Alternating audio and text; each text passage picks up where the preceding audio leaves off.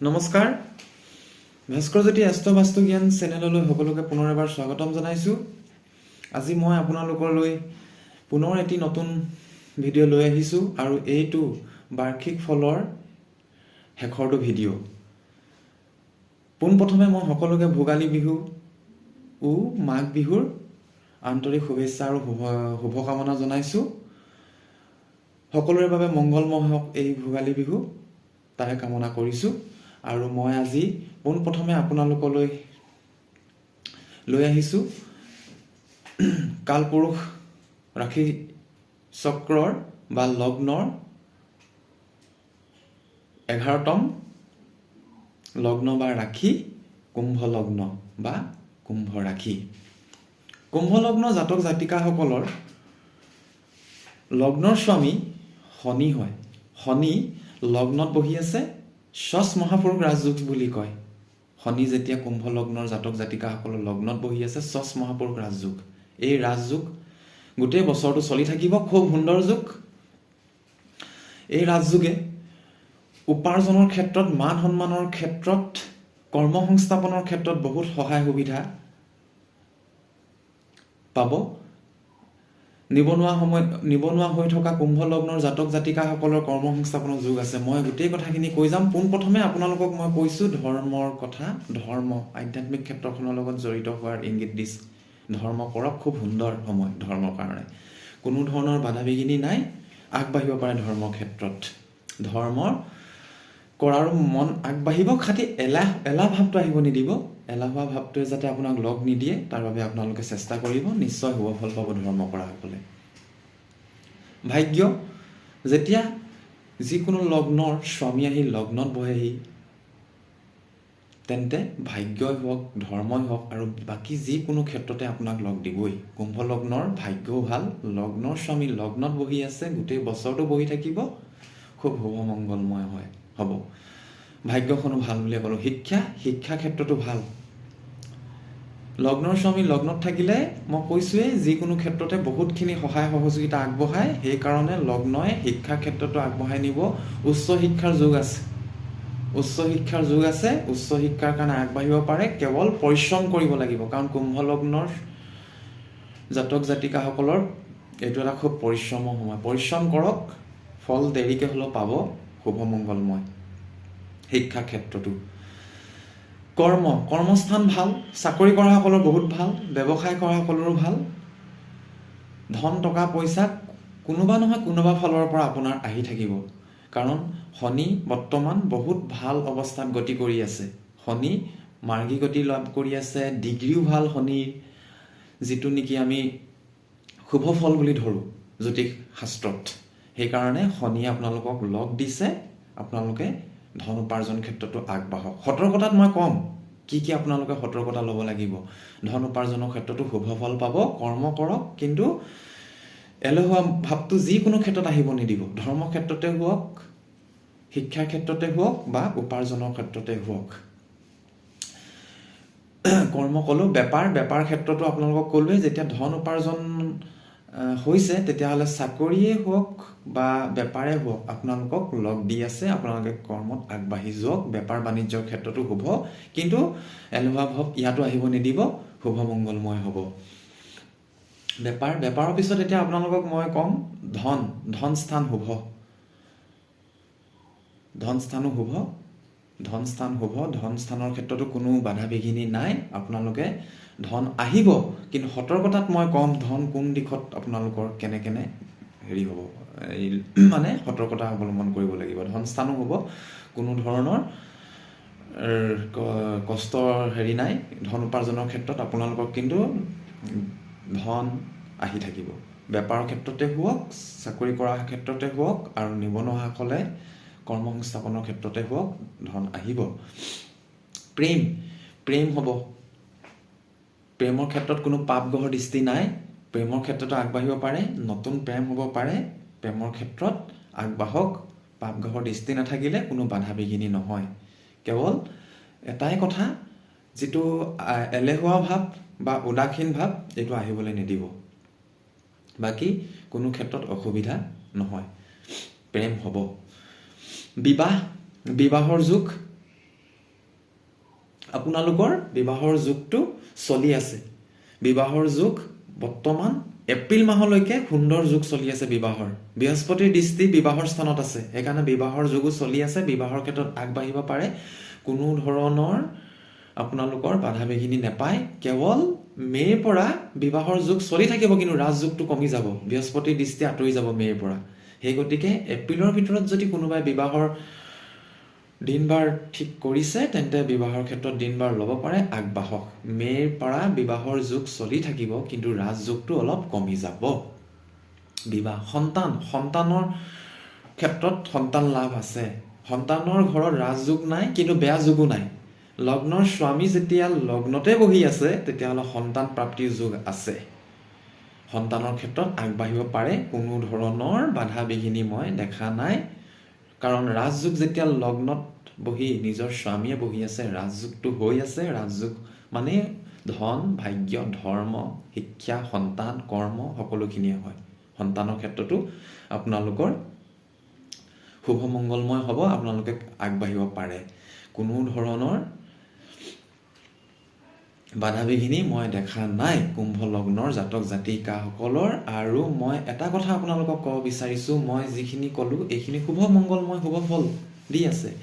কিন্তু এতিয়া মই সতৰ্কতাৰ ক্ষেত্ৰত যদি আপোনালোকক কওঁ, সতৰ্কতাৰ ক্ষেত্ৰত কিন্তু সতৰ্কতা কিছু ক্ষেত্ৰত হ'বই লাগিব। হয়, ধন আনি দিছে লগ্নৰ স্বামী লগ্নত বহি, শনি গ্ৰহ যিহেতু স্বামী হয়, কিন্তু নিজৰ শাৰীৰিক ক্ষেত্ৰত দুৰ্বলতা দেখা দিছে, নিজৰ শৰীৰৰ ক্ষেত্ৰত ব্যয় হোৱা দেখাইছে। নিজৰ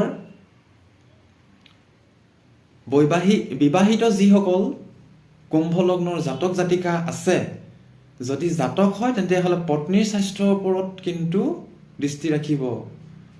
মেডিকেল ডিপাৰ্টমেণ্টত খৰচ হোৱা দেখাইছে। আৰু যদি জাতিকা হয় তেনেহ'লে, বিবাহিত জাতিকা হয়, তেতিয়াহ'লে নিজৰ স্বামীৰ স্বাস্থ্যৰ ওপৰত দৃষ্টি ৰাখিব। আপোনালোকৰ স্বাস্থ্যৰ ক্ষেত্ৰত পতি পত্নী, বিবাহিত পতি পত্নীৰ কিন্তু ধন খৰচ হোৱা দেখাইছে। আৰু দ্বিতীয়তে, আপোনালোকৰ বৰ্তমান তৃতীয় স্থানত বৃহস্পতি আছে, বৃহস্পতি থাকি ৰক্ষা কৰিছে, কিন্তু তাত লগ্নত থকা শনিৰ তৃতীয় দৃষ্টি পৰি আছে। বৃহস্পতি মে' মাহত ওলাই যাব, পুনৰ পূৰ্ণ দৃষ্টি পৰিব তৃতীয় ভাৱত, আৰু সেইটো নিজ ৰাশিত পৰিব দৃষ্টি।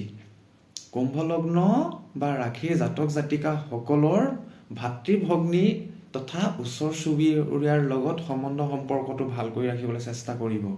ভাতৃ ভগ্নীৰ স্বাস্থ্যও সম্ভৱত অলপ দুৰ্বলতা হ'ব পাৰে মে' মাহৰ পৰা, সেই ওপৰত আপোনালোকে দৃষ্টি ৰাখিব। আৰু দ্বিতীয় স্থানত ৰাহু বহি আছে, বংশ পৰিয়ালৰ লগত সম্বন্ধ সম্পৰ্ক আপোনাৰ বাণীৰ কাৰণে যাতে বেয়া হৈ নাযায়, কাৰোবাক যাতে এনেকুৱা উচ্চ বাক্য কৈ নাপায় যিটোৰ কাৰণে আপোনালোকৰ সম্বন্ধ সম্পৰ্কৰ ক্ষেত্ৰত তিক্ততা আহিব পাৰে, সেই ক্ষেত্ৰত সাৱধান হ'ব। আৰু এইকেইটা মই সাৱধানতা ক'লোঁ। আৰু এটা আপোনালোকক মই সাৱধানবাণী কৰোঁ যে কুম্ভ লগ্নৰ জাতক জাতিকাসকলৰ দ্বাদশ স্থানত মকৰ ৰাশি পৰে। মকৰ ৰাশিৰো স্বামী শনি, আৰু কুম্ভ লগ্ন জাতক জাতিকাসকলৰ কুম্ভ ৰাশি বা লগ্নৰ স্বামীও শনি। দ্বাদশ স্থানটো যিহেতু মকৰ ৰাশিৰ স্বামী শনি, দ্বাদশ স্থানটো ব্যয় স্থান হয়, খৰচী স্থান হয়। ব্যয় স্থানৰ স্বামী আহি লগ্নত বহিছে, শৰীৰৰ কাৰণে খৰচ হ'ব পাৰে, বা যিকোনো অকস্মাতে ধন খৰচ হ'ব পাৰে। এইটো মই সতৰ্কতা আপোনালোকক জনাই দিলোঁ। আৰু বৰ্তমান যিখিনি মই বিবাহ সন্তানৰ ক্ষেত্ৰত ক'লোঁ, এইখিনি তেনেকৈও যাব। আৰু এটা মই কুম্ভ লগ্ন জাতক জাতিকাসকলক কওঁ যে তেওঁলোকৰ মানসিক আৰু শাৰীৰিক ক্ষেত্ৰত দুৰ্বলতা থাকিব, কিয়নো চাৰে ছাতি নামৰ এটা পিৰিয়ড চলি আছে। চাৰে ছাতিৰ এইটো দ্বিতীয় পিৰিয়ড হয়, 2.5 বছৰ থাকে। এই বছৰটোতো পূৰা চাৰে ছাতি থাকিব। আৰু চাৰে ছাতি শনি গ্ৰহৰ পৰা হয়। শনি গ্ৰহই ৰাজযোগ দিছে, কিন্তু শনি গ্ৰহে অকস্মাত ধন নাশো কৰিব। মান সন্মান দিছে, কিন্তু সম্বন্ধ সম্পৰ্কৰ ক্ষেত্ৰত তিক্ততা আনি দিব পাৰে। সেই গতিকে এই সতৰ্কতাকেইটা আপোনালোকে অৱলম্বন কৰিব, নিশ্চয় শুভ ফল পাব। আৰু মই ইমানখিনিয়ে ক'লোঁ। আৰু বাকীখিনি আপোনালোকে মই কোৱা সতৰ্কখিনিত আপোনালোকে অলপ চকু ৰাখিব। সম্বন্ধ সম্পৰ্ক স্বাস্থ্যৰ ক্ষেত্ৰত নিশ্চয় শুভ ফল পাব। আৰু মই আজি শেষৰটো লগ্ন বা ৰাশিৰ কথা ক'ব ওলাইছোঁ, আৰু সেইটো হৈছে মীন লগ্ন বা মীন ৰাশি। মীন লগ্ন বা মীন ৰাশি জাতক জাতিকাসকলৰ মই যদি ধৰ্মৰ কথা কওঁ, ধৰ্মৰ ক্ষেত্ৰত আপোনাৰ ইমান মন নাযাব, ধৰ্মৰ পৰা আঁতৰি আহিবলৈ মন যাব, কিয়নো লগ্নত ৰাহু বহি আছে। ৰাহুৱে উদাসীনতাৰ কাৰক হয়, ৰাহু ভ্ৰমৰ কাৰক হয়, ৰাহু বুদ্ধি নষ্টৰ কাৰক হয়। সেই গতিকে ৰাহুৱে আপোনালোকক ধৰ্মৰ পৰা আঁতৰ কৰিব বিচাৰিছে। সেই গতিকে ধৰ্ম কৰিবলৈ চেষ্টা কৰক, নিশ্চয় অলপ মন বুদ্ধি এই ক্ষেত্ৰত উন্নতি হ'ব। ধৰ্মৰ ক্ষেত্ৰত মই ক'লোঁ। এতিয়া যদি মই ভাগ্যৰ ক্ষেত্ৰত কওঁ, ভাগ্যৰ ক্ষেত্ৰত আপোনালোকক এপ্ৰিল মাহৰ পিছত মে' মাহৰ পৰা অলপ লগ দিব, কিন্তু ভাগ্যই যেন কৰ্ম কৰাৰ পিছত আপোনালোকে ভাগ্যই যেন লগ দিয়া নাই তেনে মনোভাৱ হ'ব। ভাগ্য খুব শক্তিশালী নহয়, কিন্তু মে' মাহৰ পৰা আপোনালোকক ভাগ্যভাৱত বৃহস্পতি গ্ৰহে দৃষ্টি দিব, কিন্তু দৃষ্টি দিলেও আপোনালোকৰ ভাগ্য কিন্তু সিমান এটা শক্তিশালী নহয়। কৰ্ম কৰক, কৰ্মক্ষেত্ৰত আগবাঢ়ি যাওক, কষ্ট কৰক, খুব কষ্ট কৰা সময় এইখিনি। মই সতৰ্কতাৰ ক্ষেত্ৰত ক'ম আৰু কেইটামান কথা, তেতিয়া আপোনালোকে গোটেই কথাখিনি বুজি পাব। ভাগ্য ক'লোঁ। শিক্ষাৰ ক্ষেত্ৰত বাধা বিঘিনিৰ মাজেৰে আগবাঢ়িব, কাৰণ মানসিক ভ্ৰম আৰু মানসিক অশান্তিৰ কাৰক গ্ৰহটো বহি আছে লগ্নত। শিক্ষাৰ ক্ষেত্ৰতো আপোনালোকৰ বাধা বিঘিনিৰ মাজত আগবাঢ়িব, তথাপিও শিক্ষাৰ ক্ষেত্ৰত আপোনালোকে কষ্ট কৰিব লাগিব, কষ্ট কৰাৰ ফলটো কিন্তু পাব নিশ্চয়। কিন্তু মন ভ্ৰমিত হ'লেই কি হয়, বুদ্ধি নষ্ট হয়। বুদ্ধি নষ্ট হ'লেই শিক্ষাৰ ক্ষেত্ৰত আগবাঢ়িবলৈ মন নাযায়। অকল শিক্ষা নহয়, সম্বন্ধ সম্পৰ্কৰ ক্ষেত্ৰতো তিক্ততা আহে। সেই গতিকে আপোনালোকে শিক্ষাৰ ক্ষেত্ৰতো কষ্ট কৰিব লাগিব। কিন্তু গুপ্ত বিদ্যা যিটো ৰিচাৰ্জ ফিল্ড হয়, এনেকুৱা ধৰণৰ ক্ষেত্ৰত অকণমান শুভফল পাব। সেই ক্ষেত্ৰত আপোনালোকে আগবাঢ়ি যাওক, নিশ্চয় ফল পাব। কৰ্মৰ ক্ষেত্ৰত বাধা বিঘিনিৰ মাজেৰে আগবাঢ়িব লাগিব। কৰ্মক্ষেত্ৰত আপোনালোকে ধন অহাৰ দেখাইছে। কৰ্মস্বামী আহি ধন স্থানত বহি আছে বৃহস্পতি গুৰু, মেঘ ৰাশি, এয়া বন্ধু হয় মেঘ ৰাশি। কৰ্মস্থানৰ আৰু লগ্নৰ বন্ধু হয় মেঘ ৰাশি, যিহেতু কৰ্মস্থানত ধনু ৰাশি পৰে আৰু লগ্নত মীন ৰাশি পৰে বা মীন লগ্ন পৰে। মীন ৰাশি আৰু মীন লগ্নৰ বন্ধু হয় মেঘ ৰাশি। মেঘ ৰাশিত আহি বৃহস্পতি গুৰু বহি আছে, ধন আহি থাকিব। কিন্তু ধন আহিলেও ধন স্থানত ধন কাৰক গ্ৰহ বহি খুব এটা শুভ ফল নিদিয়ে। ধন আহিলেও কিন্তু খৰচ হ'ব, বহুত ক্ষেত্ৰত খৰচ হ'ব। সেইকাৰণে খৰচৰ প্ৰতি অকণমান আপুনি দৃষ্টি ৰাখিব, নিশ্চয় শুভ ফল পাব। আৰু আপোনাৰ কৰ্মক্ষেত্ৰত মই ক'লোঁ। বেপাৰৰ কিন্তু যুগ্ম ব্যৱসায়ত কিন্তু সম্বন্ধ সম্পৰ্কত বেয়া হ'ব। যুগ্ম ব্যৱসায় নতুনকৈ আৰম্ভ নকৰিব, আৰু আগৰ পৰা যদি যুগ্ম ব্যৱসায় কৰাসকলে কৰি আছে তেন্তে নিশ্চয় সেই সম্বন্ধ সম্পৰ্ক ভালদৰে ৰাখি আগবাঢ়িবলৈ চেষ্টা কৰক। আৰু অকলশৰীয়াকৈ বেপাৰ কৰিলে কিন্তু অলপ আপুনি ৰক্ষা পাব, কোনো ধৰণৰ বাধা বিঘিনি নহয়। আৰু এটা কওঁ, বেপাৰ ক'লোঁ মই প্ৰেম কৰাসকলৰ নতুন প্ৰেম যদি আপোনালোকে কৰে তেন্তে বাধা বিঘিনিৰ মাজেৰে আপোনালোকে কৃতকাৰ্য হ'ব পাৰে। পুৰণা প্ৰেমৰ যদি চলি আছে তেতিয়াহ'লে মতভেদ হ'ব, দুয়োৰ মাজত মতানৈক্য ঘটিব। সেই গতিকে দুয়ো যদি মিলা প্ৰীতিৰ মাজেৰে আগবাঢ়িব পাৰে, নিজৰ জ্ঞানৰ যোগেদি যদি অলপমান চিন্তা চৰ্চা কৰি এই সম্পৰ্ক বজাই ৰাখিবলৈ চেষ্টা কৰে, নিশ্চয় প্ৰেম প্ৰীতিটো আপোনাক শুভ ফল দিব। কিন্তু প্ৰেম প্ৰীতিৰ ক্ষেত্ৰত মই এটাই কওঁ, ৰাজযোগ নাই। প্ৰেম প্ৰীতি হয়, আৰু বহুতৰ এই যুগটোত কি হয়, সামাজিক নীতি নিয়মৰ বাহিৰত থাকি বিবাহো সম্পন্ন কৰি লয়। পৰিয়ালৰ সদস্যসকলৰ বিৰুদ্ধে গৈও বিবাহ সম্পন্ন কৰে। দৃষ্টি পৰি আছে পাপ গ্ৰহৰ, সেইকাৰণে তেনেকুৱা ধৰণৰ খবৰ মীন লগ্ন বা মীন ৰাশিৰ জাতক জাতিকাৰ চলি আছে বৰ্তমান। সেই গতিকে এই ক্ষেত্ৰত সাৱধান হ'ব। মই বিবাহৰ কথাও ক'লোঁ, প্ৰেমৰ কথাও ক'লোঁ। সন্তানৰ যুগ চলি আছে, গৰ্ভধাৰণৰ যুগ চলিছে, ৰাজযোগ নাই, পাপ গ্ৰহৰ দৃষ্টি আছে। সেইকাৰণে পাপ গ্ৰহৰ দৃষ্টি হ'লেও আপোনাৰ সন্তান জন্ম হ'ব বা গৰ্ভধাৰণো হ'ব, কিন্তু ৰাজযোগটো নাপাব। এই গোটেই বছৰটোৱে চলি থাকিব। গতিকে যদি ৰাজযোগৰ সন্তানৰ ক্ষেত্ৰত আপোনালোকে আগবাঢ়িব বিচাৰে তেন্তে এই বছৰটো ৰ'ব লাগিব। আহিবলগীয়া ভিডিঅ'ত তেতিয়া মই আপোনালোকক এই বিষয়ে ক'ম। কিন্তু বৰ্তমান সন্তানৰ ক্ষেত্ৰত ৰাজযোগ নাই। আৰু যিসকল বিবাহিত দম্পতী, তেওঁলোকৰ কিন্তু সন্তানৰ ওপৰত অলপ গুৰুত্ব দিব। এতিয়া তেওঁলোকৰ বিদ্যাৰ ওপৰত, তেওঁলোকৰ স্বাস্থ্যৰ ওপৰত আৰু তেওঁলোকৰ খোৱা বোৱাৰ ওপৰত অলপ গুৰুত্ব দিব। বিবাহিত দম্পতী যিসকল মীন লগ্ন বা মীন ৰাশিৰ আছে, তেওঁলোকে সন্তানৰ ওপৰত অলপ গুৰুত্ব দিব। সন্তানৰ কথা ক'লোঁ। এতিয়া যদি মই সতৰ্কতাৰ কথা কওঁ, সতৰ্কতাৰ ক্ষেত্ৰত মই এটাই কৈছোঁ যে আপোনালোকৰ এইটো খৰচৰ সময়, শনি গ্ৰহ পৰা এটা পিৰিয়ড চলি আছে আপোনালোকৰ। সেই পিৰিয়ডটো কি হৈছে, শনি গ্ৰহ মস্তিষ্কত বহি আছে, মূৰত বহি আছে। মূৰত বহি কিন্তু আপোনালোকক খৰচৰ ক্ষেত্ৰত আগবঢ়াই নিব, বুদ্ধি নষ্ট কৰিব আৰু সম্বন্ধ সম্পৰ্কৰ ক্ষেত্ৰতো বাধা বিঘিনি কৰি ৰাখিব। সেই ক্ষেত্ৰত আপোনালোকে সতৰ্কতা অৱলম্বন কৰিব। বিবাহিত দম্পতীসকলৰ যাতে ঘৰুৱা পৰিৱেশ মিলা প্ৰীতিৰ মাজেৰে আগবঢ়াই নিব পাৰে তাৰ ওপৰত গুৰুত্ব দিব। যদি মীন লগ্ন বা মীন ৰাশিৰ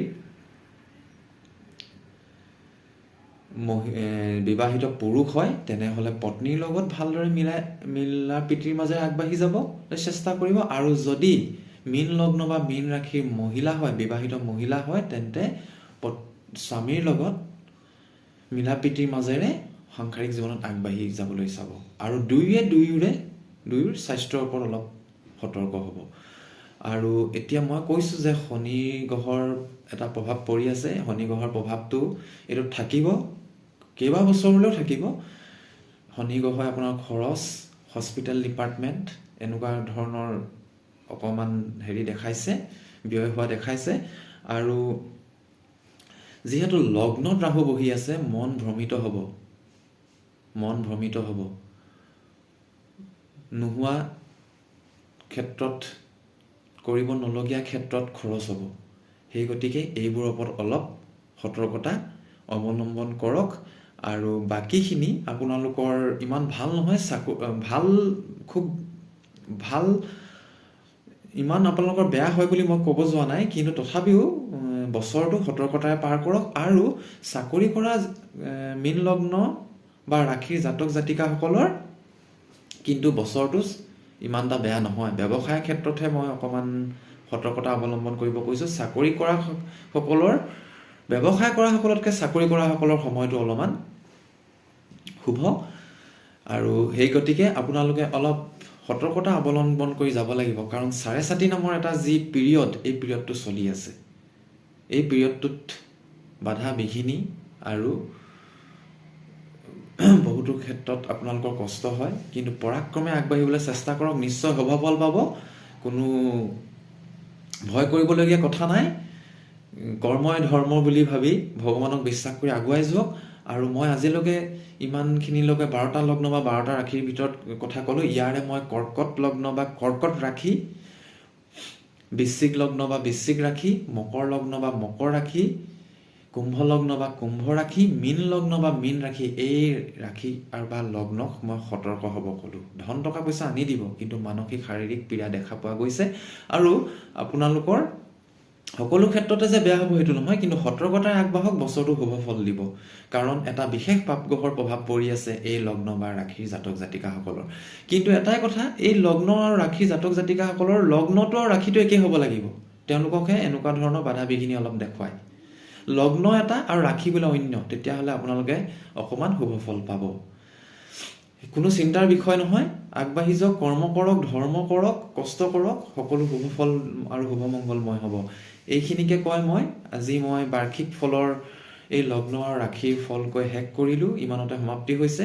মোৰ আহিবলগীয়া দিনত পুনৰ নতুন ভিডিঅ' লৈ আহিম, নতুন জ্যোতিষশাস্ত্ৰৰ জ্ঞান আপোনালোকক দিম। আপোনালোকে কুণ্ডলী অধ্যয়ন কৰিবলৈ হ'লে মোক আপোনালোকে যোগাযোগ কৰিব। ডেছক্ৰিপশ্যনত মোৰ এড্ৰেছ আৰু মোৰ কণ্টেক্ট নাম্বাৰ দিয়া আছে। কুণ্ডলী অধ্যয়ন কৰিলেহে ফলাদেশটো আৰু সঠিককৈ ক'ব পাৰিম। এই ফলাদেশখিনি আপোনালোকৰ অলপ হ'লেও মিলিব, আৰু যদিও নিমিলে আপোনালোকৰ এইখিনি কথা আপোনালোকে সতৰ্কতাৰে অৱলম্বন কৰি আগবাঢ়ি যাব পাৰিব। আৰু মোৰ চেনেলটো ছাবস্ক্ৰাইব কৰিব, আপোনালোকে কমেণ্ট কৰিব, আপোনালোকে চেনেলটো শ্বেয়াৰ কৰি দিব বন্ধু বান্ধৱ, পৰিয়ালৰ সদস্য আৰু শুভাকাংক্ষীসকলৰ সৈতে। আৰু নটিফিকেশ্যন বেলটো অল কৰি ৰাখিব। আপোনালোকৰ মই সঁহাৰি পাইছোঁ, আপোনালোকৰ মোৰ ভিডিঅ'ৰ প্ৰতি মই ভিউজ পাইছোঁ। আৰু আগলৈ যাতে আপোনালোকে মোক এইদৰে অনুপ্ৰেৰণা যোগাই আহে, মই পুনৰ নতুন ভিডিঅ' আপোনালোকৰ মাজলৈ লৈ আহিম। তাকে কৈ আজিলৈ মই শুভৰাত্ৰি, নমস্কাৰ।